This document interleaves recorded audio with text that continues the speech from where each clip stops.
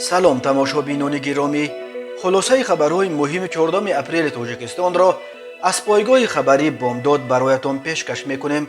شروع میکنیم از یک نگاه کوتاه به سرخط خبر مهم روز در این برنامه. اعتراضگران در بشکک استعفای امامعلی رحمان را طلب کردند. اوکراین گفت نقطه فرماندهی پایگاه 201 ارتش روسیه را از بین برده است. یک جوان در وحدت زن از خودش 28 ساله کلان را هنگام علاقه جنسی کشته است. دو طالب علم لیسه خوجند صاحب $300,000 گران شدند. مصادره 173 کیلو نفت از مسافران تاجیک و ازبک در فرودگاه ایرکوتسک. هلاکت راننده مرسدس بر اثر صدمه در ناحیه جبار رسولوف. و اکنون تفصیلات خبرها. روز 14 اپریل یک گروه فعالان قرغز در نزد سفارتخانه تاجیکستان در شهر بشکک اعتراض کرده از نمایندگان سفارت خواستند که به پیش آنها برآیند. تظاهرگران طوری از ویدیوها دیده می شود 5-6 نفر بوده با خود شعار بادکن زمین ماست و همچنین شعارهای ضد پرزیدنت تاجیکستان امامعلی رحمان داشتند.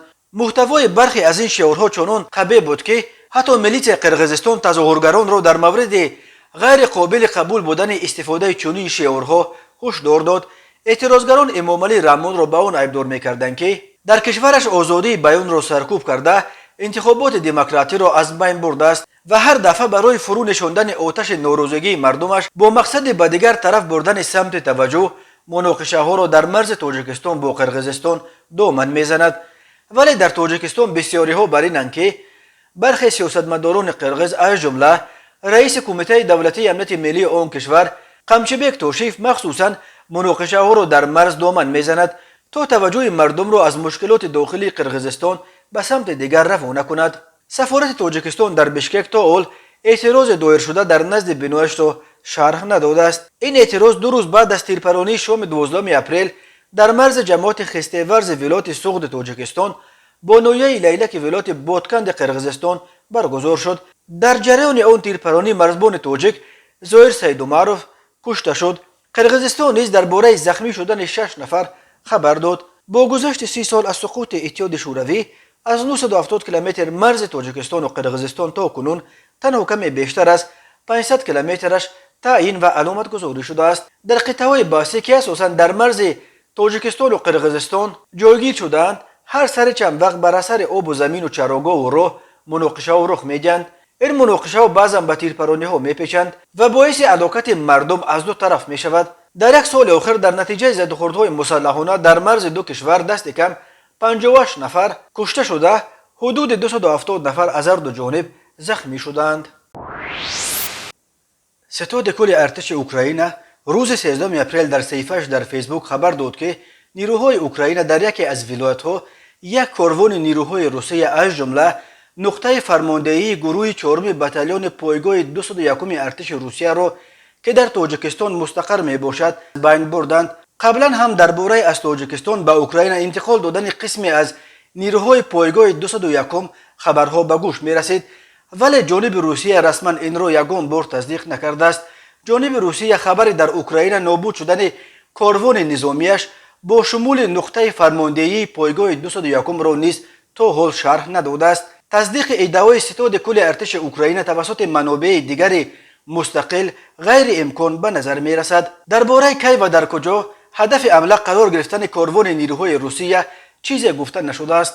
ستاد کل ارتش اوکراین در فیسبوک عکس یک کاروان حربی حمله شده و هم مواد ترغیباتی برای پایگاه 201 نشر شده را چاپ کرده. تنها همین قدر خبر داده است که در یکی از ولایت‌ها نیروهای دسانتی اوکراین همراه نیروهای دیگری مدافعوی یک کارخانه حربی روسیه را نابود کردند. از جمله نقطه فرماندهی گروه 4 بتالونی زیر اطاعت فوری پایگاه حربی 201 حوزه حربی مرکزی روسیه از بین برده شد. پایگاه 201 ارتش روسیه با گارنیزون‌هایش در شهرهای دوشنبه و باختر و تمرینگاه لاهور در ناحیه رودکی نزدیک 7000 عسکر و افسر را فرا گرفته بزرگترین پایگاه حربی ارتش روسیه در خارج از این کشور به شمار می رود.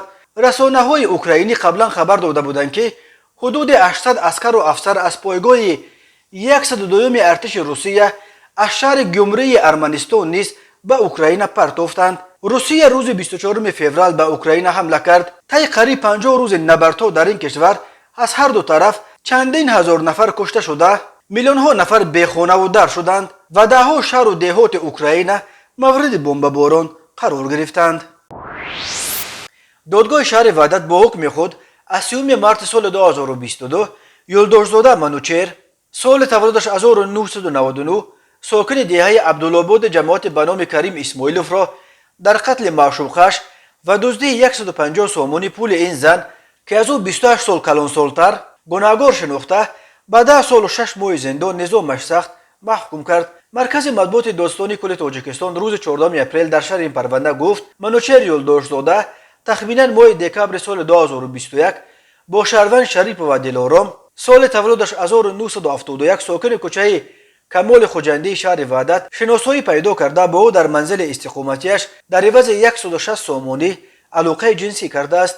در عرفه سال نو سانه 31 دکبر سال 2021 تخمینا ساعت 14:00 منوچهر یلدرزاده با دلارام شریف و در نزد درآمدگاه باغ فرنگی و فراغتی واقع در کوچه فردوسی شهر وحدت واخورده به مبلغ 150 سومانی معامله کردند و برای علاقه جنسی به منزل استقامتی شریف و رفتند. ولی قبل از علاقه جنسی منوچهر یلدرزاده به دلارام شریف و ایراد گرفته است که از دهانش بوی مشروبات میآید. شریف و از این به غضب آمده برای طلبکزاده یک شپوتی زده او را دشنام‌های قبیح داده است. جوان از این کردار شریف و به غضب آمده با بهانه اینکه از دهانش بوی غلیظ مشروبات سپیرتی نبراید با استفاده از رویمال دهان و گردن و دستان شریف و را از قسم پیش بسته با او علاقه جنسی کرده است. هنگام علاقه جنسی منوچهر یلدرزاده سخنهای تحقیرآمیز زن را به خاطر آورده گره رویمال را در گردن آخرین بسته شده را با زوری با دست چپش به طرف قفای گردنش کشیده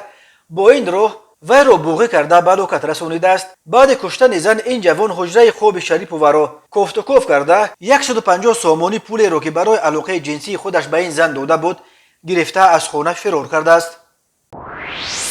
تماشابینان عزیز یادآور می‌شویم خلاصه مهمترین اخبار تاجیکستان را از پایگاه خبری بامداد تماشا دارید.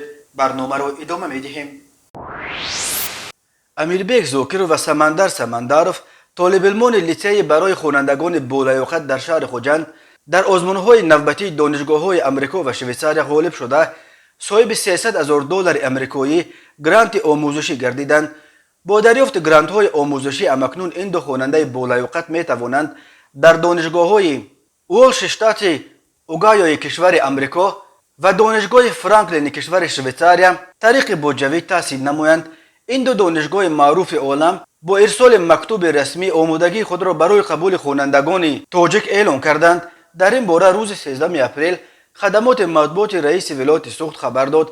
در خبر تاکید شده است که این دو دانشگاه به گروه دانشگاه‌های با نفوذ عالم شامل بوده 4 سال آموزش در این دانشگاه‌ها از 120,000 تا $170,000 تشکیل می‌دهد. سپاریدن امتحان در دانشگاه‌های بهترین دنیا طریق یسه و آزمون‌های مختلف صورت گرفته یکی از طلبات اساسی آن دانستن عمیق زبان انگلیسی به شمار می‌رود. طبق اطلاع سوریا نگمتووا دیرکتور لیسه خوانندگان بالیاقت خوجند امیربک زاکروف نیت دارد در آینده در رشته بیزنس اداره‌کنی و سمندروف در رشته آیتی تکنولوژی تحصیل کنند. در لیسه برای خوانندگان بالیاقت خوجند امکانیت برای آموزش زبان انگلیسی فراهم آورده شده است.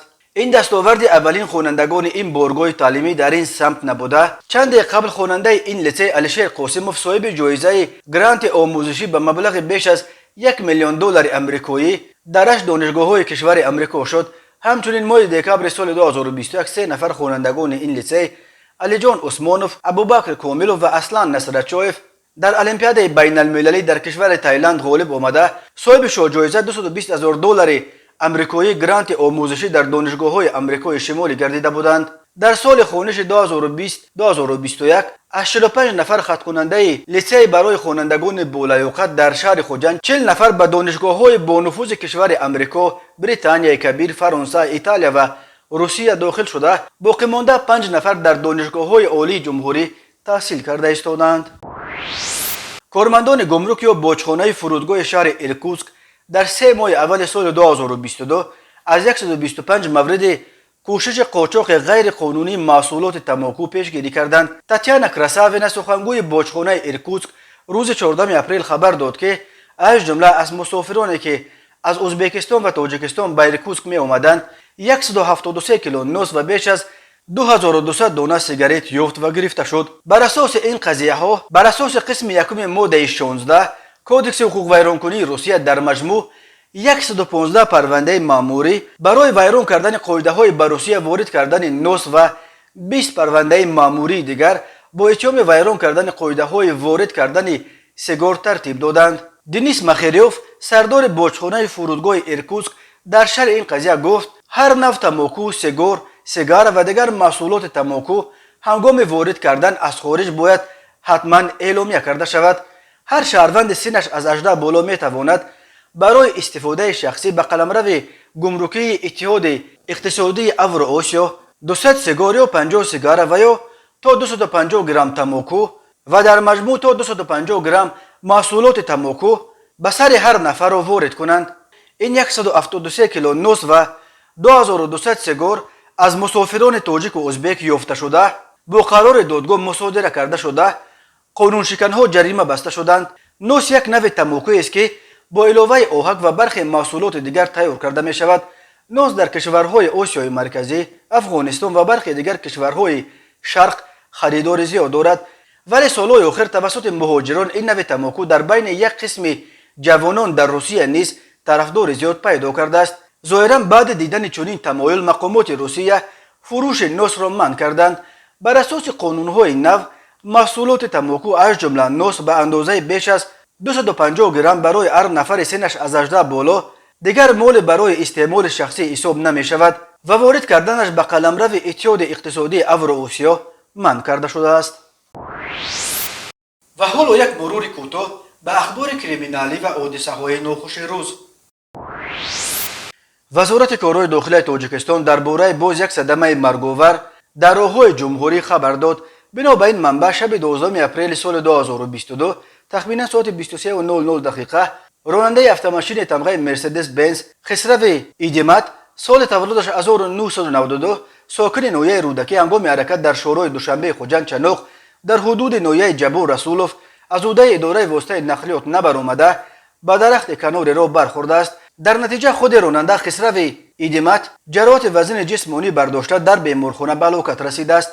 از روی این حادثه تحقیقات ادامه دارد. از اول هفته جاری وزارت کارهای داخلی الکی درباره هلاکت دست کم 5 نفر در صدمه های نقلیاتی خبر داد. 4 صدمه قبلی روز 11 اپریل رخ داده بود. بنا به آمار رسمی وزارت کارهای داخلی تاجیکستان سال 2021 بر اثر 1102 صدمه نقلیاتی در راههای این کشور 395 نفر به هلاکت رسیده، 1218 نفر جراحات جسمانی برداشتند. سرعت بلند حرکت و رعایت نکردن قاعده های حرکت در راه، همچنین راهها و ماشین های فرسوده از علتهای عمده صدمه ها از جمله صدمه های مرگاور در راههای تاجیکستان نام برده می شود. از جانب کارمندان میلیشیای شعبه وزارت کارهای داخلی در شهر وحدت معاین کرده شد که اول ماه‌های مارس سال 2022 شخصان نامعلوم با راه پنهانی از استراحتگاه کودکانه لولا واقع در حدود جماعت دهات رامیت دهه پایانوب در آمده از آنجا یک عدد موتور آبکشی و محصولات ساختمانی را دزدیده از جای حادثه غیب زدند. ضرر رسانیده شده 32270 سومانی را تشکیل می‌دهد.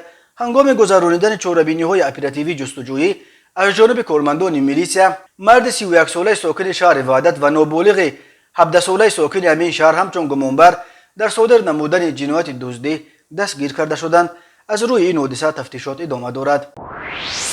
از طرف کارمندان شعبه وزارت کارهای داخلی در نویه اسپیتامن نسبت مرد 63 ساله ساکن نویه مذکور که پیش با ماده 247 قسم 3 کودکس جنایتی جمهوری تاجیکستان صادر شده است، پرونده جنایتی با ماده 247 قسم 4 کودکس جنایتی جمهوری تاجیکستان آغاز کرده شده است.